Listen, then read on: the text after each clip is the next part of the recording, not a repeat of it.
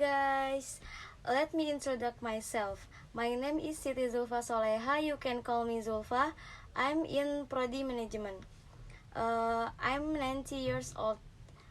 My goals in making this video to fulfill the UTS assignment from the basic English course and want to expand your knowledge of English again. Berikut saya akan menjelaskan tentang bab 2 yaitu nouns atau kata benda dengan dosen pengampun Bapak Heri Wardana, MPD. A. Pengertian nouns. Nouns kata benda adalah kata yang digunakan untuk menggunakan nama orang, tempat, hewan, hari, tumbuhan, gagasan, atau nama suatu benda atau hal-hal yang dibedakan dan lain sebagainya. Misalkan Jeremy nama orang, teacher nama guru, Yogyakarta nama tempat, children anak-anak, Saturday hari Sabtu, dan sebagainya. B. Macam-macam kata benda dalam tata bahasa Inggris. Yang pertama ada concrete nouns atau kata benda berwujud.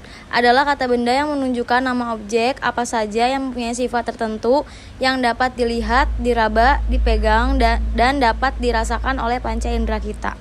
Sedangkan concrete nouns atau kata benda berwujud dibagi menjadi 4 macam, yaitu yang pertama ada proper nouns atau kata benda nama diri, yang kedua ada common nouns atau kata benda umum, yang ketiga ada collective nouns atau kata benda kelompok, yang terakhir ada material nouns atau kata benda material. Berikut ada definisinya. Yang pertama itu proper nouns atau kata benda nama diri. Adalah kata benda yang menunjukkan nama orang, negara, kota, hari, bulan, sekolah, perusahaan, dan nama-nama tempat lainnya. Proper nouns selalu ditulis dengan huruf besar atau capital letter pada setiap awal katanya. Karena kata proper berasal dari kata Latin proprius yang berarti milik seseorang atau milik sesuatu.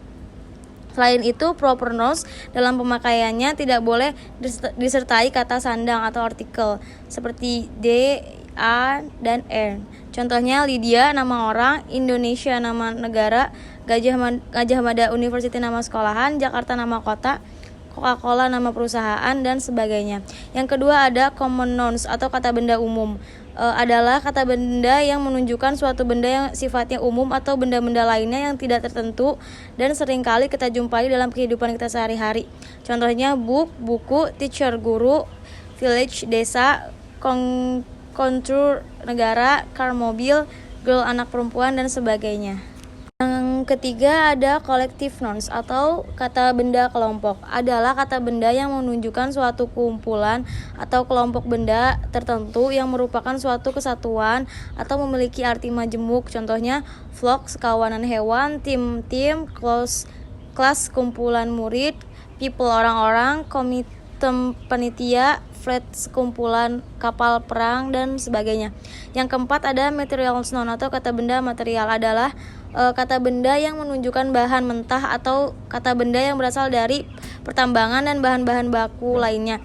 Kata benda ini biasanya tidak dapat dihitung atau uncountable nouns, tapi hanya dapat diraba, diukur, ditakar, atau ditimbang. Contohnya gold, emas, stone, batu, water, air, snap, pasir, dan sebagainya.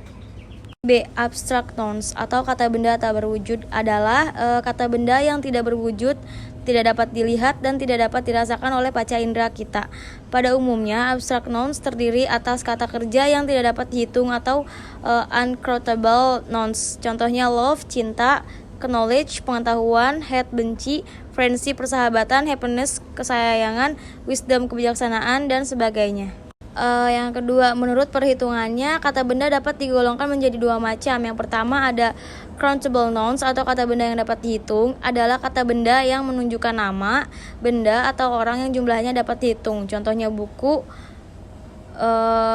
book, car, mobil, teacher, guru, cake, kelinci, a team, a family, keluarga, table, meja, dan sebagainya. Yang kedua ada uncountable nouns atau kata benda yang tidak dapat dihitung. Adalah kata benda yang menunjukkan nama benda yang tidak dapat dihitung dengan angka.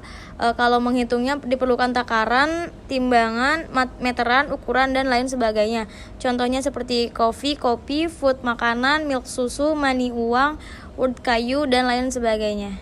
Lanjut yang ketiga, menurut jumlahnya kata benda dapat digolongkan menjadi dua macam, yaitu yang pertama singular nouns atau kata benda tunggal adalah kata benda yang menunjukkan bahwa benda itu tunggal atau tidak lebih dari satu.